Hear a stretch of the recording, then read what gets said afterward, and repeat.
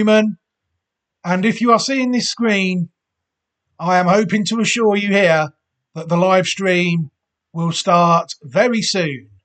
So please stay.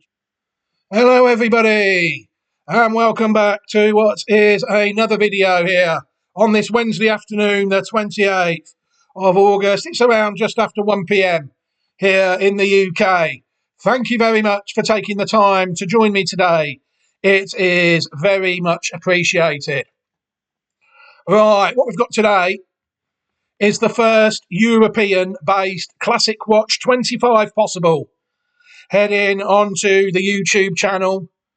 It's been a strange 2-year-old season this year. Come to think of it, last year we must have had 4 or 5 possibles on the channel at this stage. I think City of Troy marked his card in July when he won the Superlative Stakes, and nearly 2 months after that, no, 1 month after that really, I'm confident enough that they're finally starting to show us horses of the quality that we need. You know, I've picked a lot of classic winners on these sites over the last 4 or 5 years. If the horses aren't there, then the horses aren't there. You know, there will not be inferior horses chanced. You know, people, I just won't bother. But this horse here is quite an interesting animal, I think. It's one I'm quite familiar with. The descendants, relatives of the horse, have been on 2 Classic Watch sites already. I think they were 23 and 24. I think off the top of my head, might have been 22 and 24 actually, or 22 and 23 even. Can't quite think now off the top of my head. But before I do that, I best tell you where I'll be able to find people. We'll be able to find all these horses before I take a look at the horse. ClassicWatch25.great/site.net is where people will be able to find all of these horses. Some Australian horses possible already on the channel, a couple, and this the first European-based candidate. The horse in question is Henri Matisse. No surprise there, I should imagine, for people. Henri Matisse, sired by Wootton Bassett, out of a dam called Immortal Verse, bred by the Immortal Verse Syndicate and owned by the Coolmore Mafia and a few other people in between. Meribel Irish Farms seem to be involved in this one. Doesn't seem to be any Westerberg at all in the ownership of Henri Matisse. Just the usual Coolmore Mafia people, Magnier, Tabor, Smith, and then Meribel Irish Farms popping up. That might be a company. I wonder who owns that. Henri Matisse, very impressive horse, you will see. The horse has had 3 runs and 3 victories so far, running to a best Racing Post rating of 110. I think City of Troy ran to 116 when he won the July Stakes last year, a month earlier than this. So this horse is actually a good example of just how far behind the horses are. Well, they're just making it a bit difficult for people who know what they're doing to find the good horses, just by holding them back a bit, you know, just taking their time, I don't know, hiding them. So we can only look at the horses once they've hit the track. This horse here, you'll see, has done absolutely nothing wrong. Its length victory in the second of the 2 Group 2 stakes the horse has won last weekend, when Upton tripped to 7 furlongs to contest the Debutant Stakes, was the furthest the horse had won by in 3 starts. Ryan Moore's ridden it twice. Wayne Lorden has even managed to win a pattern race on the horse. Just goes to show how good the horse is. And a very interesting horse. You'll see there, if people look at the pedigree of the horse, Henri Matisse, that the pedigree of the horse is 8C. And again, the pedigree online thoroughbred database is very slow to update. This horse actually ran on Saturday. It's now Wednesday. There is no record of the horse winning on the site. You know, they're very slow. Imagine, but Wootton Bassett is the sire. You'll see there, Immortal Verse is the dam. We're going to take a look at her now. Immortal Verse, very good dam indeed. Foaled in 2008, bred by Kilthrush Stud Farms, another one owned by Coolmore and Meribel Irish Farm towards the end of her career. People see that Immortal Verse sired by Pivotal, out of a dam called Side of Paradise, who herself was by Sadler's Wells, and foaled in 1998. Multiple group winner at 3. This horse, Immortal Verse, it won the Coronation Stakes at Royal Ascot. It also won the Jacques Le Manoir as well at Deauville. And it also won the Prix Sandringham, the Group 2 race at Chantilly at 3. It won some very impressive races. It was also third in the QE2 Stakes, Group 1 race at 3. Placed second in the Group 3 Prix du Mall over a mile at Longchamp at 2. So it looks to be a line that has already improved from 2 to 3 when looking at the dam. We're going to take a look now at the relatives of this horse. Tenebrism was definitely a classic watch horse in 2022. Foaled in 2019, the filly, sired by Caravaggio. She went on to win 4 of her 11 starts, in the first 3 in 7 of her 11 starts, winning £525,817. Tenebrism, Group 1 winner at 2, winning the Group 1 Cheveley Park Stakes at 2. At 3, another Group 1 win. She was first in the Prix Jean Prat at 3. She was also placed in 3 other Group 1 races, the Prix Rothschild and the Matron, and 4th, in the Coronation Stakes. And at 4, she managed to add the win in the listed Cork Stakes, back over 6 furlongs to her resume. Dual Group 1 and a listed winner. Tenebrism, she was a Westerberg, Coolmore and Meribel stables. Another one that we need to look at is Statuette. Statuette, a filly, foaled a year later in 2020, sired by Justify. Out of the same dam, obviously, Immortal Verse. Justify was an unbeaten 2-year-old. She only managed to race twice, winning first time out, and then taking a Group 2 out on her second start when she won the Early Stud Stakes, a Group 2 race, over 6 furlongs at the Coa in 2022. Sadly, one that wasn't raced at all at 3, so we never got to see whether this Justify side filly would have been able to stay the classic trip. Tenebrism, I'm not convinced, even though you look at the form of the horse. I don't think she was a complete stayer over a mile. This horse here, Henri Matisse, at least they seem to be heading in the right direction with it. The first 2 starts at 6 furlongs, and then they did up the horse to 7 furlongs and ask it to defy a Group 2 penalty on its third start. So they're not making things easy for the horse. Take a look on Damline Family 8C. You will see that Irish Lass was quite easy to find on the site. You'll see there that Irish Lass is the 4th dam, foaled in 1962. Of the horse, she's the 3rd dam of Immortal Verse, and the 4th dam of this horse foaled nearly 60 years ago. This is a good, solid, old-fashioned pedigree where the 4th dam is even foaled a long time ago. Makes it nice and easy to find on this section, and you'll see that Mill Princess, the 3rd dam, produces a little bit of speed with horses like Last Tycoon in there, and 2 French 1,000 Guineas winning fillies, Valentine Waltz and Ty Black.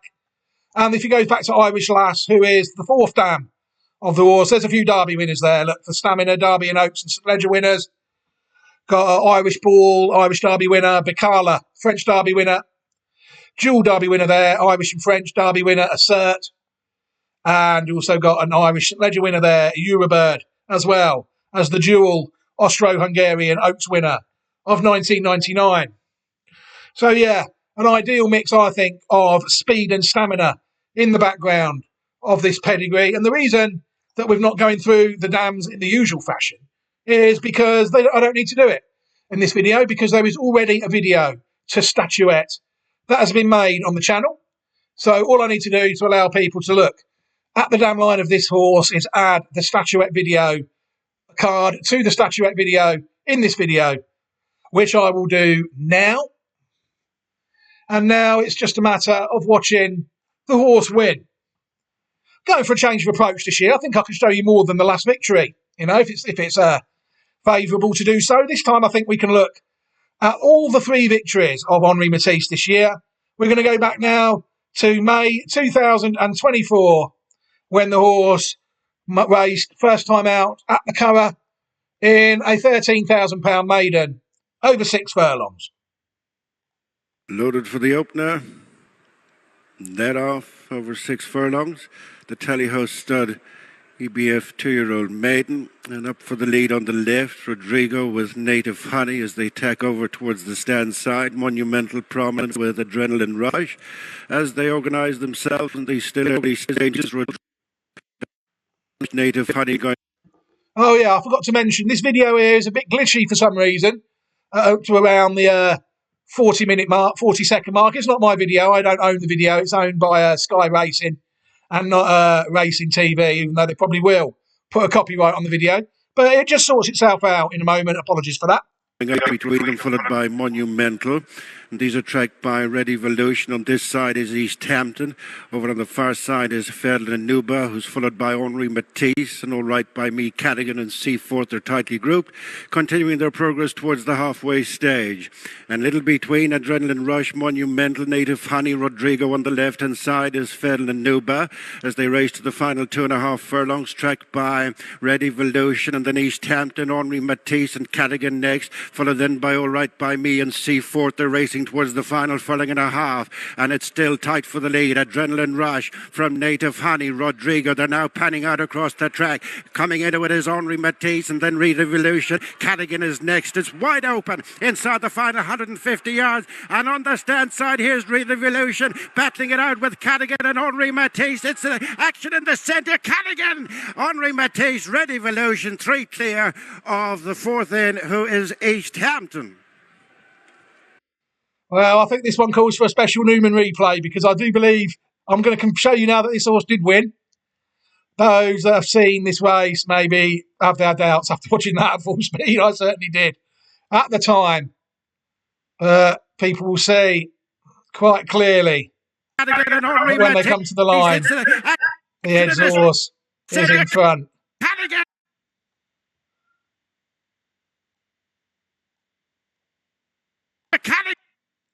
It really is on the nod. Look at that. It's about the closest I can get it. Literally, probably a flared nostril in front there, Henri Matisse. That's that. This goes to show how fine lines we're discussing here in my process. If that horse would have got beat there, I might not have even looked at it ever again. But because that horse has managed to win and get its head in front, it goes down as a first-time out winner, and all it needs to do then is win in pattern races to move through the process. But there, yeah, I think the horse could quite easily have got beat on that day. It really was heads up, head down stuff as they went past the 6 furlong finish post. But the photo was in the favour. You can see there, it's clear as day to me, that that horse's head was in front at the right time. But the second can be described probably as very unlucky, Cadigan, on that day. We then have to wait until nearly a month away then. I was hoping the horse would go to Royal Ascot after winning first time out, form part of the Ballydoyle 2-year-old team, but that never happened. Instead, they kept the horse in Ireland and waited for the Group 2 Railway Stakes at the Curragh, which was ran on the 30th of June, and we can take a look at that race now. As the white flag is raised, 5 2-year-olds looked away. And that off over 6 furlongs, the Gain Railway Group 2 Stakes, and the leader is Arizona Blaze, followed by Tunbridge Wells with the noseband The Striking Viking, followed by fellow English runner Principality and Company with Henri Matisse at the tail end of the field. And it's Arizona Blaze who's shifted over to the centre of the track and leads on this side The Striking Viking, followed by Tunbridge Wells with the final couple, Principality and Henri Matisse. It's Arizona Blaze and David Egan heading for halfway in a lead of a couple of lengths over the Striking Viking and Tom Eves. Then Tunbridge Wells, who's nudged along by Ryan Moore. Then Principality and Sean Levy with 5th of the 5, Henri Matisse and Wayne Lorden. Coming past the 2, and it's Arizona Blaze continuing in front, followed by the Striking Viking. In between them, coming with a run, is Tunbridge Wells. These 3 almost in a line. Running on is Henri Matisse, and then Principality. It's the Striking Viking, fractional leader on the far side, Tunbridge Wells.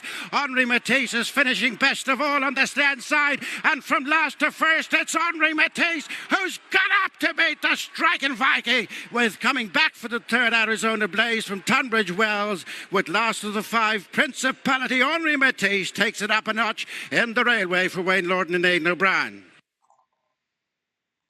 Yeah, not sure what the horse beat on that day, to be honest. I mean, the Striking Viking has been beaten in a couple of pattern races since then. The third home in that race, Arizona Blaze, managed to get beaten in an egg and spoon sales race at York recently, last week. So whether this horse, whether that was the best Group 2 the horse has ever won, remains to be seen. That's what I mean, you see. There's so many question marks about this season. They're making it very difficult for the people that are trying to identify the good horses and nothing else. Seems to be a lot of mediocrity this year in Europe. But all that horse could do that day was win. I was quite surprised then when they put him away for a while. I was expecting a horse with a Group 2 winner to go for the Group 1 next time out. Maybe the Phoenix or maybe the Morning. But instead they chose not to do that. And they did win. I think, did they win both? No, the Morning was won by Juddmonte, weren't it? And they did win the Morning with the whistle jacket, the No Nay Never. But then did they make a mistake not going for the Phoenix with this horse? Maybe taking that race as well? Who knows?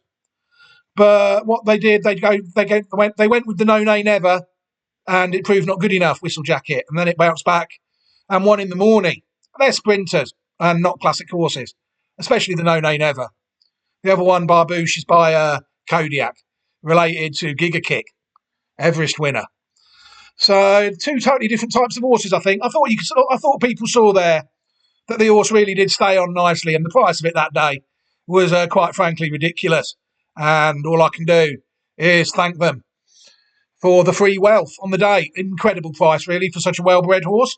And that people that have identified the horse would have known it was already related to Tenebrism and Statuette. Have people up the value with the horse already? I mean, who knows? It could be a case of the early bird catching the worm with this horse this year.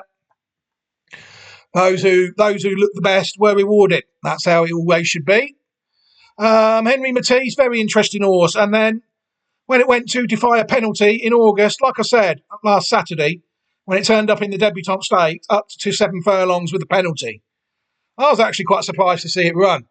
You know, I think there's easier ways to campaign a horse that's won a Group 2 over 6 furlongs than this. So let's see the debutante stakes and see what we make of it. Runners loaded. And that off. Missing the break was Scotty Champ, and this forerunner Coolmore stud Wootton Bassett out of GBF Futurity Stakes, Group 2, over 7 furlongs, and the early leader is Rock of Cashel, followed by Hot as Hell. In the old dark blue is Henri Matisse, last time Railway Stakes winner at the course, and dropped out of the back of the field is Scotty Champ. It is Rock of Cashel leading a length, Hot as Hell, gone 2 up on Henri Matisse, and fourth of the 4 is Scotty Champ. Order unchanged, it's Rock of Cashel leading the way under Wayne Lordan from Hot as Hell, followed by Henri Matisse and Ryan Moore, with the back marker reaching the halfway stage, Scotty Champ and Dylan Brown McMonigal. In single file, Rock of Cashel, followed by Hot as Hell, Henri Matisse and Scotty Champ. As they passed the 3, Rock of Cashel nudged along in front from Hot as Hell, poised on the outside, followed by Henri Matisse, and finally Scotty Champ as they race past the 2. And it's Rock of Cashel joined by Hot as Hell. After them is the favourite Henri Matisse, being asked now to quicken up ahead of Scotty Champ as they race towards the final furlong. Hot as Hell has just got to the front, now challenged by Henri Matisse on the outside, who quickens up smartly, and it's Henri Matisse who's come from third to lead, is wavering under pressure. Henri Matisse from Hot as Hell, Scotty Champ with the back marker. Rock of Cashel as Henri Matisse maintains his unbeaten record at the course in the Futurity. Oh, sorry, my mistake. The debutante was a 7 furlong fillies race, isn't it? The Futurity is the Colts. Apologies for that. Well, yeah, I'm glad the control commentator pointed that out. That was the first time that I thought maybe the stamina was starting to give out in that race. Under the £3 penalty, not racing off level weight, I think this horse will always be a doubtful stayer over a mile at a classic trip. Unfortunately, Wootton Bassett is what he is, the stallion. I think you will be able to look how many classics that horse is side the winner of. Unfortunately for him, and Henri Matisse looks to be the strongest one. They paid a lot of money for this stallion, Wootton Bassett. You know, no nay never to me. I think people can forget when it comes to identifying classic winners.